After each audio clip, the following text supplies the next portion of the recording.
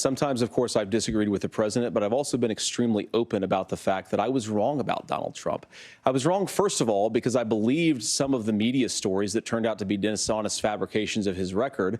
But most importantly, Donald Trump delivered for the American people. Rising wages, rising take-home pay, an economy that worked for normal Americans, a secure southern border, a lot of things, frankly, that I didn't think he'd be able to deliver on. And yeah, when you screw up, when you misspeak, when you get something wrong and you change your mind, you ought to be honest with the American people about it. It's one of the reasons, Margaret, why I've done so many interviews is because I think it's important to actually explain to the American people where I come down on the issues and what changed. Now, you pointed out to messages from 2020.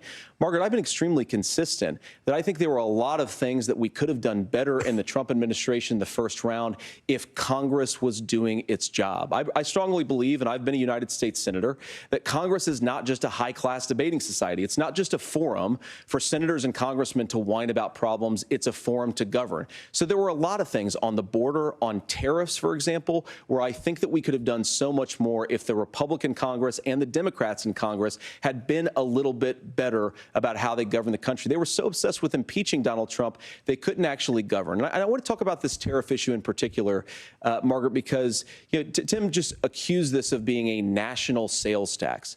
Look, the one thing, and you're probably surprised to hear me praising Joe Biden, but the one thing that Joe Biden did is he continued some of the Trump tariffs that protected American manufacturing jobs. And it's the one issue, the most pro-worker part of the Biden administration, it's the one issue where Kamala Harris has run away from Joe Biden's record.